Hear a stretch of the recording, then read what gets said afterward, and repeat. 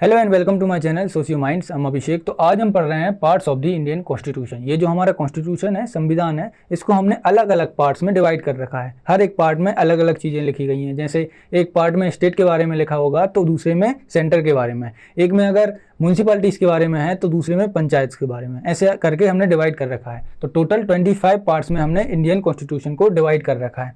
तो चलिए थोड़ा बैकग्राउंड और देख लेते हैं। जब कॉन्स्टिट्यूशन लागू हुआ था, इनेक्ट हुआ था, कब हुआ था? 26 जनवरी 1950, है ना। इसको हमने इन्फोर्स किया था 26 ऑफ जनवरी 1950। तो इस टाइम पे हमारे कॉन्स्टिट्यूशन में टोटल आर्टिकल्स कितने थे? आर्टिकल्स थे हमारे कॉन्स्टिट्यूशन में 395। और जो हमारे पार्ट्स थे वो कितने थे? पार्ट्स 22 पार्ट्स थे। और उसके बाद शेड्यूल्स कितने थे? टोटल 8 शेड्यूल्स थे। लेकिन अब एज ऑफ नाउ हमारे जो आर्टिकल्स हैं वो बढ़ के कितने हो गए हैं? 448 आर्टिकल्स हो गए हैं। ये किसकी वजह से हुए हैं? हमने अभी तक 106 अमेंडमेंट्स कर चुके हैं, है ना। अभी तक हम 106 अमेंडमेंट्स कर चुके हैं। ये हमें पता है कि अमेंडमेंट्स कैसे होते हैं ये सब।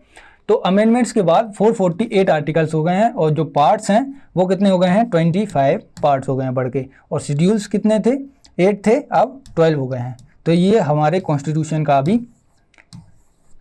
अभी करंट का सिनेरियो है कि हाँ 448 आर्टिकल्स हैं, 25 पार्ट्स हैं और शेड्यूल्स 12 हैं, जिसमें 106 अमेंडमेंट्स हो चुके हैं। तो चलिए अब स्टार्ट करते हैं। आज हम पढ़ेंगे क्या?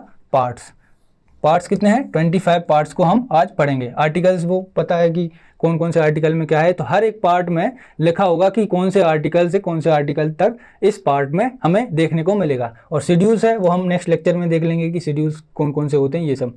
तो अभी हम लेक्चर स्टार्ट करेंगे। तो लेक्चर को कैसे, इसमें पहले जो जितने भी पार्ट्स हैं, 25 पार्ट्स हैं, इनको डिटेल में पढ़ेंगे थोड़ा थोड़ा, जिससे हमें थोड़ा आइडिया लग जाए कि हर एक पार्ट में क्या क्या अंदर कंटेंट है। उसके बाद हम इसके लास्ट में देखेंगे कि कैसे ट्रिक से हम इसको याद कर सकते हैं। 25 पार्ट्स हैं, इनको डायरेक्टली याद करना तो आसान नहीं होता, तो उसको एक ट्रिक देखेंगे। ट्रिक के जरिए हम इसको पूरा याद रखेंगे। और उसके बाद कुछ क्वेश्चंस रहेंगे, उनको लगाएंगे ताकि हमें समझ में आए कि हाँ हमने पूरा टॉपिक अच्छे से समझ लिया है कि नहीं। वो PYQs होंगे। तो चलिए पहले स्टार्ट करते हैं। सबसे पहला पार्ट क्या है? The union and it's territory. अब इसमें क्या है? आर्टिकल 1 से 4 तक है। आर्टिकल 1 से 4 तक क्या है? यूनियन और टेरिटरीज के बाद बारे में बताया कि भाई देश कैसा है और उसकी टेरिटरीज क्या क्या है। तो इसके बारे में सबसे पहले इसका तो इंडिया का नेम बता दिया यहाँ पे। पहले आर्टिकल में क्या है? आर्टिकल 1 बोलता है इंडिया दैट इज भारत। बता दिया कि इंडिया है जिसका नाम भारत है ना। It is a union of state. फिर स्टेट और यूनियन टेरिटरीज इसकी क्या है? तो स्टेट्स के नाम है, उनके जो यूनियन टेरिटरीज हैं उसके बारे में है। उसके बाद है formation of new state, alteration of boundaries via parliament. अब ये मेन पॉइंट है। इसमें क्या है? अब कोई नई स्टेट बनाना चाहती है पार्लियामेंट, तो यहाँ से नई स्टेट बना सकती है और उसकी बाउंड्रीज को चेंज करना, ये सब अधिकार पार्लियामेंट के पास होते हैं। ये आर्टिकल 1 से 4 तक लिखा है। ये स्टेट्स हैं और यूनियन टेरिटरीज हैं, ठीक है। ये इस सब के बारे में, यूनियन के बारे में पूरा इसमें लिखा है। उसके आगे क्या है? सिटीजनशिप। अब सिटीजनशिप पार्ट 2 में आता है ना। ये हमें ध्यान रखने की ज़रूरत है। पार्ट 2 में क्या है? सिटीजनशिप। उसमें आर्टिकल कहाँ से कहाँ तक है? आर्टिकल 5 से 11 तक। 5 से 11 तक आर्टिकल में सिटीजनशिप लिखी गई है। तो जो 5 से 10 तक आर्टिकल है ना, 5 से 10 तक, इसमें क्या था? Citizenship at the commencement of the constitution. जब कॉन्स्टिट्यूशन बना था 1950 के टाइम पे, है ना, उस टाइम क्या पार्टीशन का टाइम था, है ना। पार्टीशन के बाद लोग यहाँ से वहाँ आए गए, इंडिया से पाकिस्तान गए, पाकिस्तान से इंडिया आए, तो उस टाइम के रूल्स बनाए गए थे। उस टाइम के अकॉर्डिंग ही रूल्स बनाए गए थे सिटीजनशिप को लेकर। लेकिन पार्लियामेंट के पास यहाँ पर पावर दी गई है आर्टिकल 11 में, है ना। आर्टिकल 11 में पार्लियामेंट के पास पावर दी है कि भाई ये सिटीजनशिप से रिलेटेड कोई भी लॉस बना सकते हैं पार्लियामेंट, है ना। तो ये भी देखने को मिलेगा। पार्ट 3 क्या है? फंडामेंटल राइट्स, है ना। ये हम डिटेल में पढ़ेंगे नेक्स्ट लेक्चर्स में, है ना। फंडामेंटल राइट्स कौन कौन से हैं? आर्टिकल 12 से 35 तक, 12 से 35 तक आर्टिकल्स फंडामेंटल राइट्स के हैं, जिसमें 6 फंडामेंटल राइट्स हैं। क्या क्या हैं? Right to equality, freedom, exploitation, freedom of religion, educational right और कॉन्स्टिट्यूशनल रेमेडीज। आर्टिकल 32। आर्टिकल 32 क्या है?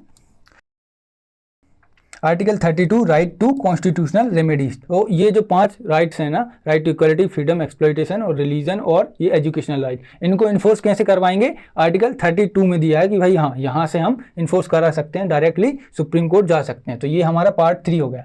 पार्ट 4 क्या है? पार्ट 4 और 4A इनको साथ में देखेंगे। पार्ट 4 में क्या है? स्टेट के पास, देखो पहले पार्ट 3 में क्या था? फंडामेंटल राइट्स दे दी हमें, फिर उसके बाद स्टेट की बारी आई। अब स्टेट को क्या, स्टेट की कुछ ड्यूटीज़ बनेगी ना, तो उनकी ड्यूटीज लिखी गई हैं कहाँ पे? Directive principle of state policy में, आर्टिकल 32, 36 से 51, है ना। पार्ट 4 में डीपीएसपी की भाई स्टेट ऐसे काम करेगा जो कि नॉन जस्टिसेबल होते हैं। देखो ऐसा है कि उनको गाइडलाइंस दे दी गई हैं कि भाई इस तरीके से आप काम करेंगे, लेकिन ऐसा नहीं है कि हर बार वो पूरा काम कर पाएँ। तो इसके लिए हम कोर्ट में नहीं जा सकते कि भाई ये स्टेट ने ऐसा काम नहीं किया, ऐसा कुछ नहीं कर सकते। इसका एम क्या था? Establish social and economic democracy. इसका मेन ऑब्जेक्टिव ये था कि भाई equal pay, free legal aid वगैरह स्टेट प्रोवाइड करे। फिर पार्ट 4A क्या है? 4A क्या है? अब फंडामेंटल ड्यूटीज़। अब हमारी ड्यूटीज़ भी बनती है ना, पहले स्टेट की ड्यूटीज़ हो गई कि भाई स्टेट क्या काम करेगा, अब हमारी भी ड्यूटीज़ बनेंगी। तो आर्टिकल 51A में हमारी ड्यूटीज़ लिखी हैं, 11 ड्यूटीज़ हैं फॉर इंडियन सिटीजन। हमारे लिए क्या क्या ड्यूटीज़ हैं, हमारे क्या कर्तव्य बनते हैं अपने देश को लेकर। इसको कब जोड़ा गया था? 42nd अमेंडमेंट एक्ट 1976 में, है ना, बेस्ड ऑन यूएसएसआर मॉडल। अब ये क्या था? इसको 42nd अमेंडमेंट के द्वारा ही जोड़ा गया था। पहले इसको डायरेक्ट जब 1950 में इसको कॉन्स्टिट्यूशन को बनाया गया था, उस टाइम पे नहीं था, 42nd अमेंडमेंट करके हमने इसको ऐड किया था। ये हो गया हमारे पार्ट 4 और 4A। 4 में क्या है? स्टेट के पास जो स्टेट की ड्यूटीज़ हैं वो है, और 4A में क्या है? हमारी ड्यूटीज़ क्या है वो है। अब पार्ट 5 के बाद 6 और 8, 7 जो था उसको हटा दिया गया है। तो डायरेक्ट हम क्या पढ़ेंगे? 5, 6 और 8। ये क्या है? 5 में क्या है? Article 5 part 5 the union government. Union यहाँ पे स्टेट गवर्नमेंट और यूनियन टेरिटरीज, इसमें पूरा कवर हो गया ना। पहले पार्ट 5 में क्या है? यूनियन गवर्नमेंट के बारे में। फिर पार्ट 6 क्या है? स्टेट गवर्नमेंट के बारे में। फिर पार्ट 8 क्या है? यूनियन टेरिटरीज के बारे में। पार्ट 5 में क्या है? प्रेसिडेंट वगैरह, पार्लियामेंट और कैग और सुप्रीम कोर्ट, ये सब यूनियन के पास रहते हैं। फिर आर्टिकल 152 से 327 तक इसमें governor, chief minister, council of minister, ये सब स्टेट से रिलेटेड चीज़ें हैं। फिर यूनियन टेरिटरीज से रिलेटेड 239 से 242 तक, इसमें एडमिनिस्ट्रेशन ऑफ यूटीज वगैरह ये सब है। तो 5, 6 और उसके बाद 8, ये हमें साथ में याद रखेंगे तो याद रहेगा। फिर उसके बाद क्या है? 9, पार्ट 9, 9A और 9B, ये तीनों को साथ में देखेंगे। 9 क्या है? 9 है पंचायत, तो फिर म्यूनिसिपैलिटीज़ 9A, और फिर 9B कोऑपरेटिव सोसाइटीज़, है ना। पंचायत के बारे में पार्ट 9 में लिखा है कि भाई पंचायत होगी, इसमें 3 टियर रूरल गवर्नमेंट चलेगी, ये सब इसमें बताया गया है। फिर पार्ट 9 में क्या है? म्यूनिसिपैलिटीज़, पूरा अर्बन एरियाज़ के बारे में है, सिटीज़ के बारे में। फिर कोऑपरेटिव सोसाइटीज़ की हम छोटी छोटी सोसाइटीज़ बना सकते हैं, इसके बारे में यहाँ पे 243ZH से लेके ZT तक। यहाँ पे पंचायत 243 से 243O, फिर 243P से लेके ZG, फिर यहाँ से ZH से लेके ZT। अब जो पंचायत और म्यूनिसिपैलिटीज़ और कोऑपरेटिव सोसाइटीज़ हैं, इनको ऐड किया गया था। धीरे धीरे हमने ऐड करते गए, जैसे मैंने अभी बताया कि अमेंडमेंट्स करते गए और पार्ट्स ऐड करते गए, आर्टिकल्स ऐड करते गए। तो पंचायत में क्या है? 73rd amendment act 1992, 73rd amendment में हमने इसको जोड़ा था। इसके बाद 74th अमेंडमेंट हुआ तो हमने 1992 में क्या जोड़ दिया? म्यूनिसिपैलिटीज़। फिर उसके बाद 97th अमेंडमेंट में 2011 में हमने कोऑपरेटिव सोसाइटीज़, ये अभी जोड़ा था। तो हमने देख लिया 9, 9A, 9B। उसके बाद 10 क्या है? 10 में क्या है? ट्राइबल एरिया, शेड्यूल एरिया, जो भी छोटे तबके होते हैं उनको भी छोड़ दिया था। तो पार्ट 10 में उसमें उसको भी जोड़ दिया। उसके बाद क्या है? 11 क्या है? यूनियन और स्टेट के बीच में रिलेशन, है ना, उसको बताने के लिए पार्ट 11 है। उसके बाद 12, 13, 14 ये थोड़े ऐसे ही हैं, उनको बाद में हम ट्रिक में देख लेंगे, है ना। पार्ट 15 ये क्या है? इलेक्शन। ये इंपॉर्टेंट होता है कि भाई डायरेक्टली पूछ लेते हैं पार्ट 15 में क्या आता है। तो इसमें इलेक्शन से रिलेटेड चीज़ें आती हैं, जिसमें इलेक्शन कमीशन ऑफ इंडिया है, इलेक्शन कैसे कंडक्ट किया जाता है, ये सब चीज़ें कहाँ लिखी हैं? पार्ट 15 में। फिर पार्ट 15 के बाद क्या है? पार्ट 17, जिसमें ऑफिशियल लैंग्वेज के बारे में है ना, हिंदी एज ऑफिशियल लैंग्वेज, फिर यूज़ ऑफ इंग्लिश और प्रोमोशन ऑफ रीजनल लैंग्वेजेस, ये सब कहाँ है? पार्ट 17 में। तो 15 में इलेक्शन, 17 में ऑफिशियल लैंग्वेज। इसके बाद 18 आता है। अब 18 में क्या है, इमरजेंसी प्रोविजंस, है ना, इमरजेंसी से रिलेटेड चीज़ें यहाँ पे आर्टिकल 352 से 360। इसमें क्या है, national emergency 352, president rule 356, financial emergency 360। फिर ये क्या है, ये हो गई पूरी इमरजेंसी से रिलेटेड चीज़ें यहाँ पे है। फिर पार्ट 20, मोस्ट इंपॉर्टेंट पार्ट क्या है, पार्ट 20 है। इसमें क्या है, इसी के तहत हमने क्या पूरे अमेंडमेंट्स किए है ना। आर्टिकल 368 सबको पता है कि भाई अमेंडमेंट्स कहाँ से होते हैं, प्रोसीजर कहाँ लिखा है, ये article 368 procedure of amendment, procedure for amendments. Amendments का जो प्रोसीजर रहेगा, किस तरीके से हम अमेंडमेंट कर सकते हैं, किस प्रोसीजर से जाएंगे, ये सब कहाँ है, अमेंडमेंट का कहाँ है, पार्ट 20 में। तो अभी हम एक बार और रिवाइज कर लेते हैं पार्ट 1 से लेके, है ना। पार्ट 1 में क्या है, यूनियन और टेरिटरीज के बारे में है। Part 2 citizenship, part 3 fundamental rights, part 4 directive principle, part 4 fundamental duties, part 5, 6 और 8। 5 में क्या है, यूनियन, स्टेट और यूनियन टेरिटरीज। फिर उसके बाद पंचायत, म्यूनिसिपैलिटीज, कोऑपरेटिव सोसाइटीज। फिर उसके बाद शेड्यूल्ड ट्राइबल एरिया, ये पार्ट 10 में है। 11 में रिलेशन बिटवीन स्टेट और यूनियन, है ना। उसके बाद इलेक्शन 15 में है और 17 में ऑफिशियल लैंग्वेज के बारे में है। फिर 18 में क्या है, emergency provision, amendments of the constitution कहाँ है, पार्ट 20 में। तो चलिए अब इसको हम थोड़ा ट्रिक से देख लेते हैं, क्योंकि ये सब हमें याद तो रहेंगे कि हमने डिटेल में पढ़ लिया, लेकिन हमें क्या परफेक्ट याद नहीं होगा कि पार्ट 3 में ये है, पार्ट 4 में ये है। तो इसके लिए हमने एक ट्रिक बनाई है, उससे हम याद करने का ट्राई करेंगे। तो ये क्या है ट्रिक, एक बार ये लाइन याद हो जाएगी ना, तो हमें क्या पार्ट्स याद हो जाएंगे। पार्ट 1 से लेकर 11 तक, पार्ट 1 से 11 तक ये ट्रिक है। You can fly directly from US using prime minister companies special rocket, है ना। जो पहला वर्ड है ना इसमें, वो मार्क किया गया है किससे, कि भाई जो पहला वर्ड रहेगा उसी को हम पार्ट में देखेंगे। तो पहला वर्ड क्या था, यू से union and it's territories, part 1 हो गया। दूसरा सी, सिटीजनशिप। तीसरा फ्लाई, है ना, फ्लाई का एफ क्या है, फंडामेंटल राइट्स। डी का डीपीएसपी, एफ का फंडामेंटल ड्यूटीज, यू का यूनियन, एस का स्टेट्स, यू का यूनियन टेरिटरीज। फिर पी से क्या आएगा, पंचायत, म्यूनिसिपैलिटीज और कोऑपरेटिव सोसाइटीज। ये देखो, पंचायत, म्यूनिसिपैलिटीज और कोऑपरेटिव सोसाइटीज। फिर उसके बाद स्पेशल का एस से क्या है, शेड्यूल्ड ट्राइबल एरिया, पार्ट 10 अभी हमने देखा था। उसके बाद आर से क्या है, रिलेशन बिटवीन यूनियन और स्टेट। तो हमें ये वर्ड याद रखने हैं। आर से रिलेशन तो हमें याद रहेगा। फिर एस से शेड्यूल एरिया, सी से कोऑपरेटिव सोसाइटी, एम से म्यूनिसिपैलिटीज, पी से पंचायत, यू से यूनियन टेरिटरीज। यहाँ पे यूनियन पहले आ जाएगा, फिर स्टेट आएगा, फिर यूटीज आएगा।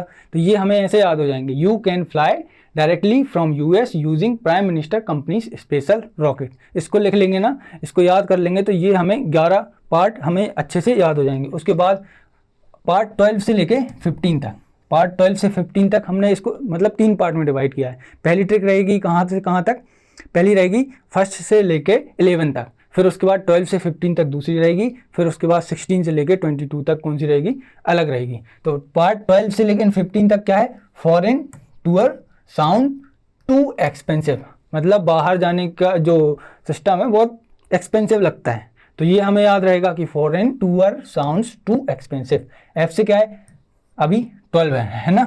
ये पार्ट 12 में क्या है, फाइनेंस से, प्रॉपर्टी से, कॉन्ट्रैक्ट से, मतलब मनी से रिलेटेड जितनी भी चीज़ें हैं पार्ट 12 में है। अभी हमने पहले नहीं पढ़ा था, ये है एफ से, फॉरेन का एफ। फिर उसके बाद टी से ट्रेड देख लेंगे, ट्रेड एंड कॉमर्स, है ना।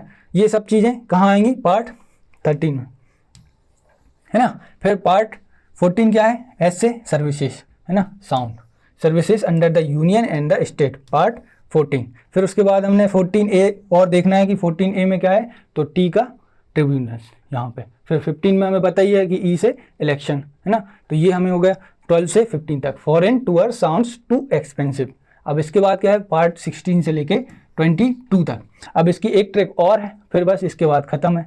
सी ओन्स एक्सपेंसिव मैट्स, है ना, सही आ रहा है ना, कि शी ओन्स एक्सपेंसिव मैट्स, है ना। अब इसमें देख लेते हैं सी से क्या है, और इसकी एक और ट्रिक है, SOEMATS, सू मैट्स। ये भी हमें समझ में आ रहा है कि हाँ भाई सू मैट्स कुछ वर्ड है। एस से क्या है, special provision relating to certain classes, part 16। उसके बाद 17 हमें पता ही है, ऑफिशियल लैंग्वेज, ओ से। फिर ई से इमरजेंसी, ये। फिर उसके बाद मैथ्स अलग रहेगा, मैथ्स के सारे वर्ड रहेंगे। एफ से मिसलेनियस जितनी भी चीज़ें हैं वो यहाँ पे जोड़ दी। फिर ए से अमेंडमेंट्स जोड़ दिए, कहाँ पे, पार्ट 20 में। फिर उसके बाद 21 और 22 क्या है, 21 क्या है, टी से temporary, transitional and special provision, part 21 ये। फिर उसके बाद 22 क्या है, short title, commencement, authoritative text in Hindi and repeals, ये पार्ट 22 है। अब हम बोलते हैं कि भाई पार्ट 22 है और हम तो बोल रहे थे कि पार्ट 25 हो गए हैं बढ़ के। तो अभी हमने देखा यहाँ पर क्या बहुत सारी चीज़ें जोड़ी हैं, जैसे पार्ट 14A, तो इसको भी हम पार्ट में जोड़ेंगे, है ना। उसके बाद 9 देखो तो 9A 9B, है ना। ऐसे ही 4, ये देखो पार्ट 1 2 3 ये सही चल रहा है। फिर 4A फंडामेंटल ड्यूटीज, एक ये जोड़ दिया। उसके बाद कोऑपरेटिव सोसाइटी, ये 1 2 3 हो गए, है ना। उसके बाद ये सब है। तो अब इतने ये 3 जोड़ के 22 में 3 प्लस करोगे कितने होंगे, 25। तो ये 25 पार्ट्स थे। इसकी ट्रिक्स एक बार और देख लेते हैं। पहले की क्या है, पार्ट 1 से लेकर 11 तक, you can fly directly from US using prime minister companies special rocket. उसके बाद क्या है, foreign tour sounds too expensive, 12 से 15 तक। 16 से क्या है, सूमेट्स, ये डायरेक्टली याद रख लेना, इसको याद रखना ज़्यादा ईजी है। सी ओन्स एक्सपेंसिव मेट्स, तो 16 से लेके 22 तक। अब हमने पूरे पार्ट्स पढ़ लिए हैं कि भाई पार्ट्स क्या क्या होते हैं, इसको ट्रिक से भी समझ लिया। अब इसके बाद तो गारंटी है कि भाई आप भूलेंगे नहीं पार्ट्स को। तो चलिए आप क्वेश्चंस लगा लेते हैं, इसमें भी देख लेते हैं कि भाई क्वेश्चंस कैसे कैसे आते हैं। ये PYQs हैं। Fundamental duties were added to the constitution by 42nd amendment in 1976 are in, कहाँ पे है फंडामेंटल ड्यूटीज, फंडामेंटल ड्यूटीज हैं 4A, है ना। 4A में है, 4 में क्या है, DPSP, है ना, directive principle of state policy. उसके बाद फंडामेंटल ड्यूटीज देगी, पहले स्टेट की फिर हमारी। फिर which part of the constitution deals with the emergency provision, अभी हमने देखा कहाँ पे, पार्ट 15 16 17 18, है ना। पार्ट 18 में क्या है, इमरजेंसी प्रोविजन। उसके बाद है which of the following is covered under the part 12 of the constitution. अब 12 क्या था, फाइनेंस, मनी से रिलेटेड था। तो मनी से रिलेटेड क्या क्या चीज़ें हैं, distribution and revenue between union and state, है ना। Borrowing powers of the government, ठीक है। ऑफिशियल लैंग्वेज ये नहीं है। कंटिजेंसी फंड ऑफ इंडिया, तो ये तीनों सही होंगे, 1 2 का 4 आंसर ये है। इसके बाद और नेक्स्ट क्वेश्चन देखें तो which of the following is correctly matched. अब हमने देखना है कि इनमें से क्या मैच सही है। पार्ट 9 पंचायत सही है, 9A म्यूनिसिपैलिटी सही है, 9B कोऑपरेटिव सोसाइटीज़, है ना। तो ये तीनों सही है, 1 2 एंड 3। तो आज की वीडियो में हमने 25 पार्ट्स देख लिए हैं कि कैसे कैसे पार्ट्स होते हैं, हर एक पार्ट में क्या क्या होता है, सब कुछ देख लिया। उसको फिर हमने ट्रिक से भी समझ लिया, क्वेश्चन से देख लिए इसके। तो इससे रिलेटेड जो पार्ट्स होंगे, पार्ट्स से रिलेटेड कोई भी चीज़ रहेगी ये अब हमें याद हो जाएगी। इससे हम कुछ भी गलत नहीं कर सकते, क्वेश्चन कोई भी आ जाए हम सही ही करेंगे। तो आज की वीडियो में बस इतना ही, मिलते हैं नेक्स्ट वीडियो में। थैंक यू, जय हिंद।